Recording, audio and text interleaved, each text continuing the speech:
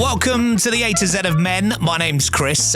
No Scott, obviously, unless you've been under a rock, and you may not have realised, I only found out last week, Scott's in a band.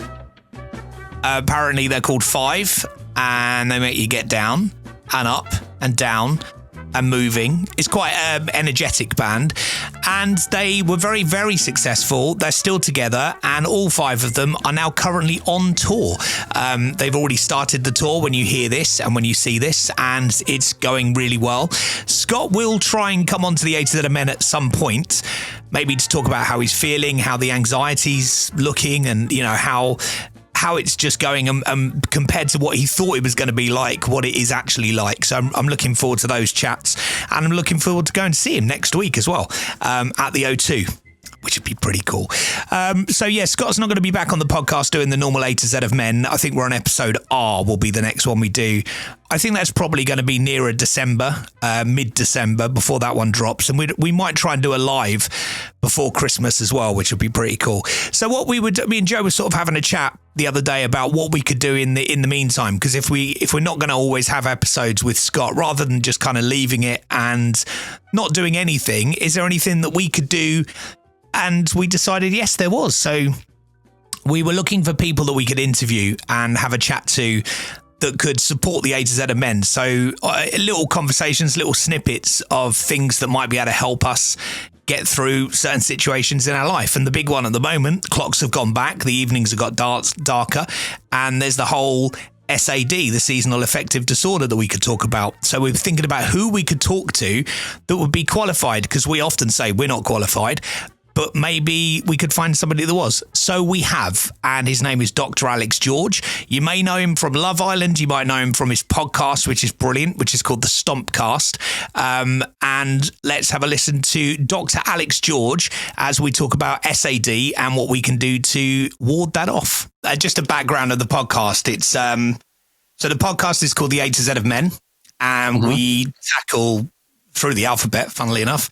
In a 26-part series, we tackle everything from A to Z. So we talk about anxiety, we talk about body image stuff with men. We try and cover everything. We do funny stuff as well. It's not all serious. It's quite a comedy podcast, but we try and talk about mental health in a lighter way rather than a depressing way. So that's kind of what we do. There's normally two of us. My co-presenter is Scott from Five, who's currently just about to start their tour tomorrow. So he's busy with Keep On Moving and all that. Yes, so if you're wondering with all the pictures why there's lots of, I've got more pictures of Scott on my wall than a 13-year-old girl from the 90s. It's because of the podcast and nothing else. So while he's away, I'm trying to do as many sort of interviews with different people about different things that can affect men. So change of the season, the clocks have gone back. Apparently this coincides with a lot of us men ditching exercise routines, healthy eating habits, and blaming the darker evenings for feeling a bit low. So how do we protect our mental and physical health and fight off any seasonal depression, anxiety or illness? Me and Scott often say we're not doctors, we're not qualified to give advice, but my next guest might be. TV personality, fellow podcaster with the brilliant Stompcast, and former GP, Dr. Alex George. Welcome to the A to Z of Men. Thank you so much for having me. I appreciate it. Great that you have these conversations on here, because there's a lot of stuff I think as men that we don't acknowledge and we don't talk enough about, and sadly a lot of people therefore suffer as a consequence. It's really important. Absolutely. So is this SAD, we've talked about this on the show before, is it seasonal affective disorder? Yeah, so seasonal affective disorder is effectively an experience of depression-like symptoms. So there can be low mood, low energy, anhedonia, lack of interest, lethargy that persists throughout the winter months or through the season. So rather than depression, which could happen any time of year or be continuous, as it often is, it's linked towards the season. So people often experience that going into the autumn, winter time, and even coming as long as spring, and then tending to feel afterwards. And it can be really bad for some people. It used to be called winter blues, but for some people it can be really bad. And around 1 million people are estimated to be affected by that in the UK. But listen, it's much broader than that with this discussion, because it's not just about the experience of an illness. It's also how we feel in general on a kind of non-clinical level around the winter months. And research by Holland and Barrett showing that around a third of people dropped their kind of well-being habits as the clocks go back, which has just happened, of course, saying that, as you said, the darker, 6 in 10 saying the dark nights are making them not feel the dark evenings, if you like, and making them feel less like exercising or carrying on whatever their well-being routines are. So I think, what's really important is to kind of acknowledge, that the winter's difficult. It is tough, particularly in the UK. It can be pretty wet and pretty miserable at times. It also can be beautiful, obviously, as well. You can have a beautiful winter's day is amazing, but it's acknowledging that it's difficult. And then second thing is actually having a plan. And I think this is where we can learn from the Scandinavian countries a lot, because they obviously have a significant amount of time of the year, which is shorter days, but they plan for it. So they make their internal environments and homes as comfortable as possible and ready for the winter. They winter-proof their homes, if you like. And then they also make sure they plan for how they're going to keep connection going, social connection, how they're going to keep their exercise maintained, how they're going to support their body in terms of diet and so on. So rather than being passive about it, it's being active. And I think that's something we really could learn from in the UK. If you were born in Scandinavia, do you get used to it just because that's all you know? So as a child, you get used to that kind of dark evenings. So if I moved to Scandinavia now, would I find it more difficult than a Scandinavian native? It's really interesting, isn't it? Because then we're talking about how much is genetics versus how much is experience and environment, and what does the environment protect you against. I think probably what I guess helps answer the question is the fact that they do still winter-proof their winters, and they still do have plans for how to deal with it, which suggests that they still do find it hard. So if they didn't, plan for natural light and how they're going to counteract the shorter days, they didn't plan for the cold weather, then they would suffer from it. I think that tells you, quite a lot. Do I think we'd find it harder? Probably, because we're not from that background where we generally do that kind of thing and plan for it. And obviously it can be harsher out there. But listen, there's plenty we can do. And I think it is about instilling some of those things in the day to day. For me, I try and bookend the day. So I try and start the day with something positive in terms of well-being. For me, that's when I walk outside in the morning, grabbing Roller, my dog, heading outside for a walk with a coffee. Then I do my kind of work bit of the day in the middle, which is the kind of book, I guess, center of the book, the pages, which is today being on the radio and talking to people. And then I end the day, so bookend the day with another form of movement or well-being. So in general, I end the day with either a run or exercise or a walk with the dog at the end of the day. And so sometimes just those little tricks can help support yourself, especially all year round, to be honest, but especially in the winter. And then adding on layers that are kind of more designed to protect you from the winter. So thinking about whether you need a light lamp, some people find very useful. So light lamps work by mimicking natural light. So it's white light, 10,000 lux and above. And you generally use 20, 30 minutes in the morning. The way it works is that natural light, so sunlight, will suppress melatonin in your brain. Melatonin makes you sleepy. So suppresses melatonin and boosts serotonin and tells you to wake up effectively. Like it tells you this is morning. Let's wake up. Often when you feel groggy in the morning in the winters, it's because your melatonin's too high, because we're not suppressing it effectively and triggering the brain. Listen, this is morning. This is time to kind of be awake.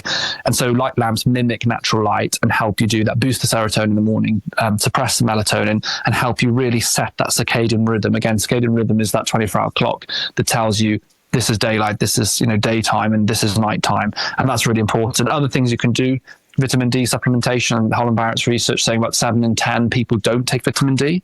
But low vitamin D levels can be associated with low energy and low mood. It's a simple quick fix that the NHS recommends. The NHS actually recommends that you use vitamin D throughout the winter months, unless there's a reason that your doctor says that you shouldn't.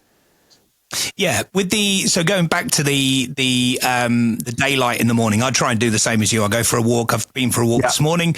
I've worked out I don't like the treadmill at the gym, so now I walk to the gym, just go straight into the weights and then walk home. So I get a 2-mile walk and I do weights. But this morning, obviously gorgeous day. So that 20 minutes there, 20 minutes, so 40 minutes of sunshine. But that helps you the other side of the day, doesn't it? That brings your cortisol levels down in the evening, ready for you to actually get a good night's sleep. Is that right? Or have I got that wrong? That's right. So melatonin and cortisol work in opposites. So cortisol is, people talk about it as your stress hormone, but it's also your energy hormone, the thing that gets you going, that supports your ability to do the day, really. And we cannot live without it. We cannot live or survive without cortisol. It's demonized quite a lot. All we don't want is cortisol staying high all the time, which you can have with chronic stress. But we want cortisol to be up in the morning. So it's the morning cortisol awakening response. So in the morning, cortisol should rise. We wake up, we feel energized, we start our day. At that time, melatonin should be low. So when cortisol is high, melatonin will be low. Now, as the day goes on, what should happen is the cortisol should drift downwards and the melatonin slowly rises. So in the evening, you want high melatonin, which makes you sleepy and want to go to sleep. What becomes confusing for the body is if it doesn't understand what's the morning and what's the evening. So the morning light, as you quite rightly said, is not just about feeling awake in the morning. It also tells the brain, this is morning, which means 14, 15 hours time is evening, I need to sleep. And really interestingly, what happens to people who do a lot of shift work or people that work indoors with no light and don't get natural light at all in the day and just experience darkness and indoors, they often, when they sleep, wake up every 2 to 3 hours. And that's because our sleep cycles last 2 to 3 hours. We loop through our sleep cycles in the night 3 or 4 times throughout the night. And what happens is when they come to the light part of their sleep, they wake up because the brain isn't sure, like, is it morning or not? So I'll wake up, check, and go back to sleep. So it's really interesting that often shift workers will say that they get very tired, they fall asleep, but they wake up 2 or 3 times in the night. So it's really important. Oddly, morning light is actually really important for your sleep, not just for being awake. Yeah, because that's why we feel that's the science behind it, isn't it? It's easier to cancel your social plans, or it feels easier to cancel your social plans, sit on the sofa, play a bit of FIFA. That seems like an easier thing to do in the winter. It's like, I suppose, a hibernation mode that kicks into our brain. So we have to fight that.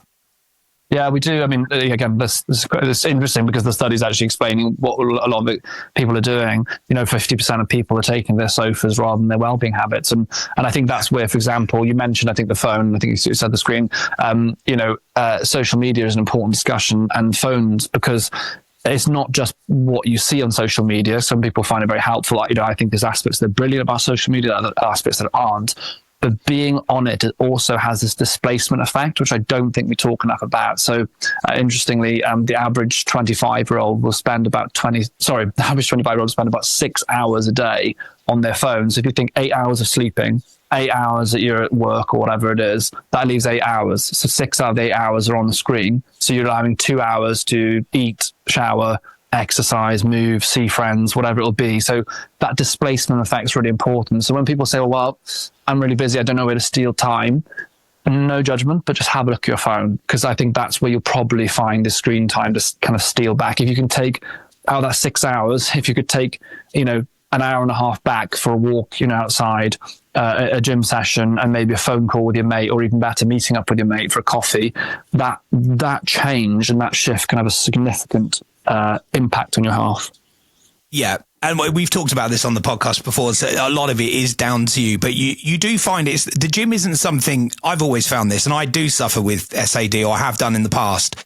The last winter I didn't, and it was because I put an active plan in place, which involved vitamin D, it involved the exercise, getting out in the sunshine. Brilliant. I also didn't feel ill. I didn't get a cold last year. I get a cold every single year. No. I didn't get a cold last year. And I remember thinking, well, that's got to be part of it, because my defense system must just be active and ready to go. Look, your immune system is very important, and supporting your immune system means a good amount of sleep. It means exercising. It means, eating the right foods and so on, and managing things like stress. Does that prevent you catching a cold or a virus? No, of course you can still catch it, but are you more likely to, perhaps not have any symptoms, or, fight that off very quickly if you have a strong immune system, of course. So it's thinking about like, how does like holistically supporting your health impact the various areas? And I think, a lot of the time, I think in the past, we've talked about health from the perspective of physical health. And it's really interesting that, and perhaps not actually surprising, that the things that you do for your physical health help your mental health, they help your immune system, they help, every sleep health, they help every part of you, because your brain, your body's connected, and your body needs to work in harmony. So when we do one thing that's positive for one aspect of our health, like for example, lifting weights is great for your skeletal health and for your muscles. It also really, really helps your mental health. Weightlifting is a great way to support your mental health. It's also great for things like your immune system. Exercise helps your immune system. So the beauty is that one intervention is not just going to help that thing you're doing. It'll help everything. For example, sleep. If you focus on your sleep hygiene, and by that I don't mean having a shower, I mean how you what you do to kind of encourage good sleep.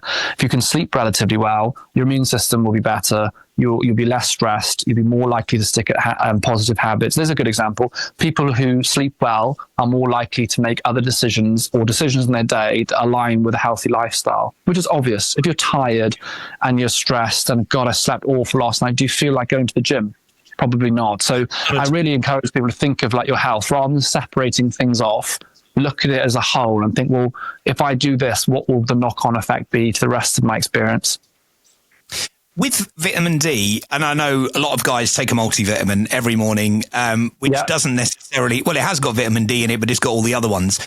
Do you say, and I know you've done a lot of research with Holland and Barrett as well, but do you say multivitamin and vitamin D, or do you just need one of them, or what would, because for guys, it's quite, I think people we've spoken to on the podcast before, it's quite, there's so many messages out there.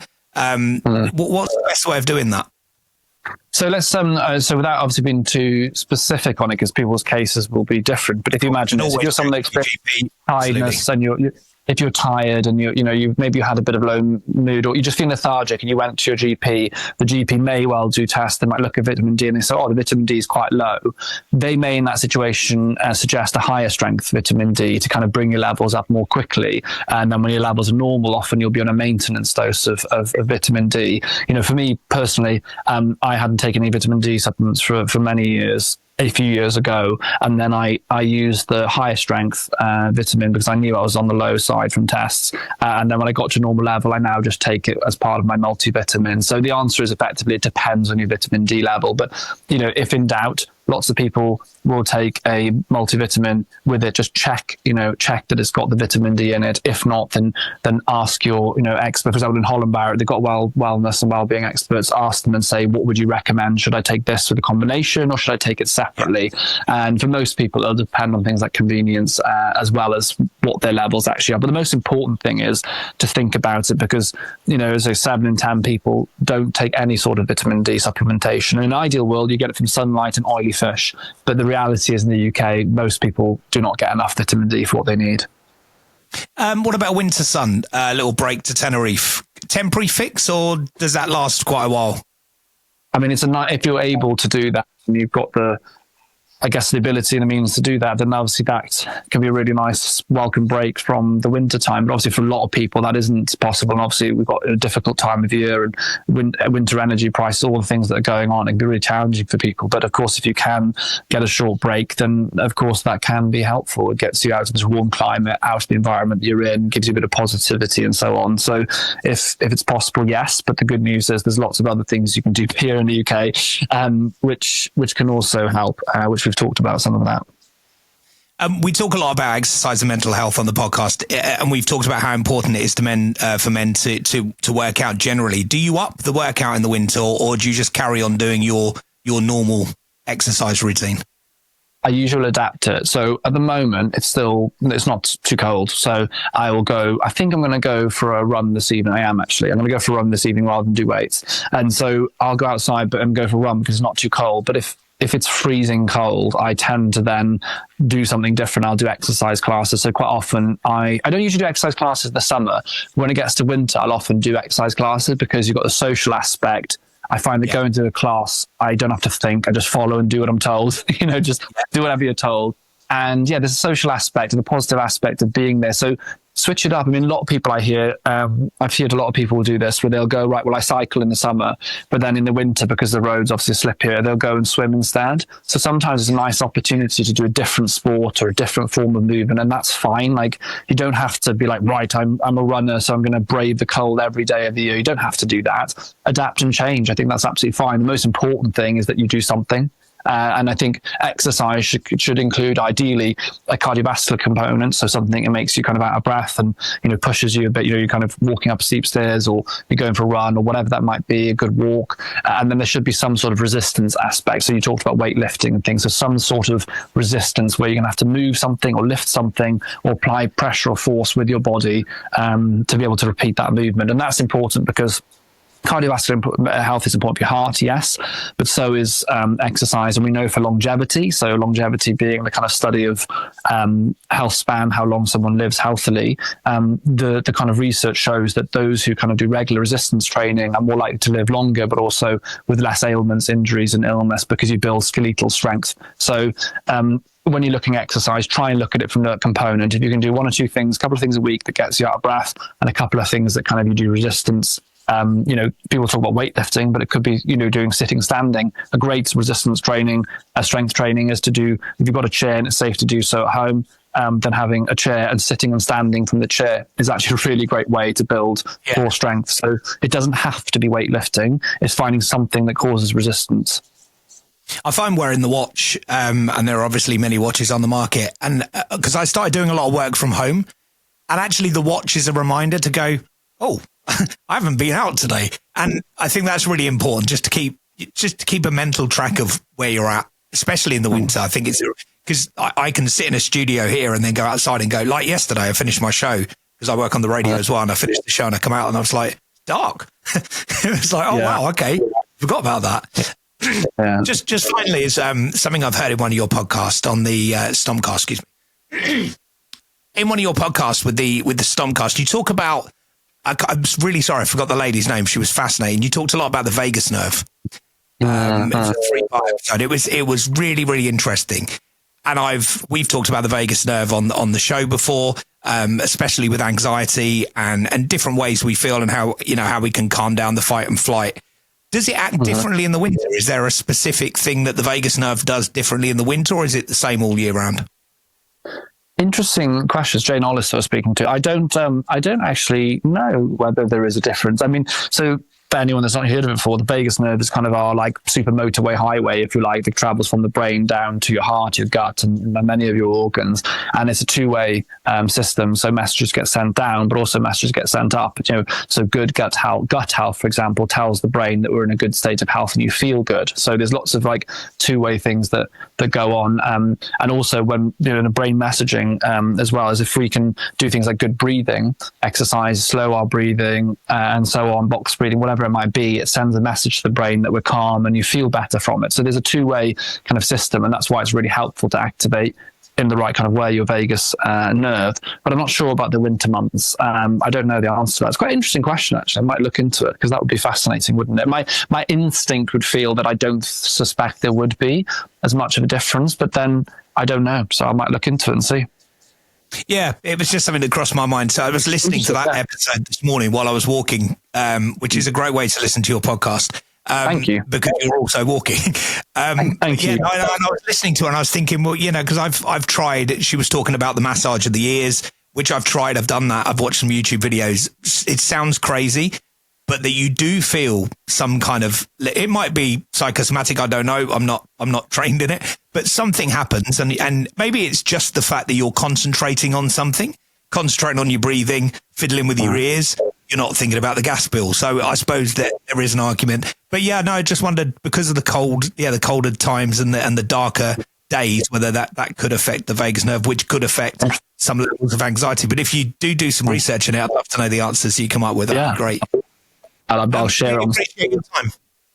Thank you so much for having me. I really appreciate it. Enjoyed our chat. So thank you so much to Dr. Alex George for taking the time out of his busy schedule to come on to the A to Z of Men and to give us some advice that we can all heed about SAD and what we can do to, maybe negate that for this winter and get rid of those winter blues. Thank you so much for him. And also check out his podcast. It's called the Stompcast. He does the podcast with a guest while they're walking, hence the Stompcast. So I often listen to it while I'm walking. If I'm going for a walk, maybe if you've got a dog and you're taking the dog out for a walk, have a listen to it while you're walking. They're walking. It feels right to do it like that.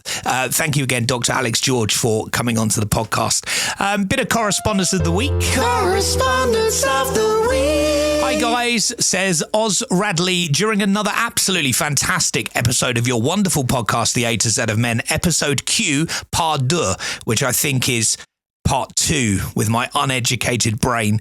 You were discussing school qualifications, and when all three of you super dudes quite rightly said communication is what's needed. Well, in my day, there was a man called Roy Castle, who, if you're my age, was the star of a few Carry On movies. If you're Chris and Scott's age, you'll know him from kids' TV show Record Breakers. And if you're Joe's age, you'll be thinking, who on earth is Roy Castle? Well, he taught me that dedication is all you need. He closed every episode of Record Breakers by singing that song and playing the trumpet, you know, just like Chris does apparently. I do. I can play the trumpet. Cheers, guys. Love you to the nth degree, says Oscar Radley. Thank you, Oscar, for your email. Yeah, he did, didn't he? So the show, if you don't know, it was pretty straightforward, but it was called Record Breakers because people used to go on the show and break records while they were being filmed, and then they would get given their certificate and go, oh, you've got a Guinness World Record, well done. And it would just be some dude sitting in a bathtub of beans or something like that. But it was must-watch TV, and you'd go to school the next day and go, oh my God, did you see the guy on the BMX doing these stunts and got a record? It was really cool. But he finished every show with a song called Dedication's What You Need. And that's what you need to be a record breaker. Anyway, thank you, Oscar. If you want to get in touch with us, you can do. It's chrisandscottuk@gmail.com. You can hit us up on all the socials, the A to Z of Men pod. And of course, you can find us on YouTube and wherever you get your podcast from. If you can subscribe to us, that would be fantastic on YouTube or on your podcast app, however you do it. If you subscribe, that really, really does help us out. And if you want to get on Correspondence of the Week, we'll do some while Scott's not around. If you've got any suggestions of people we might be able to hit up and get a little interview with while we're waiting for Scott to come back, that'd be great. chrisandscottuk@gmail.com. Thank you for checking us out. Hopefully we'll do it again next week if we can find anyone who wants to talk to us. Until then, have a great week.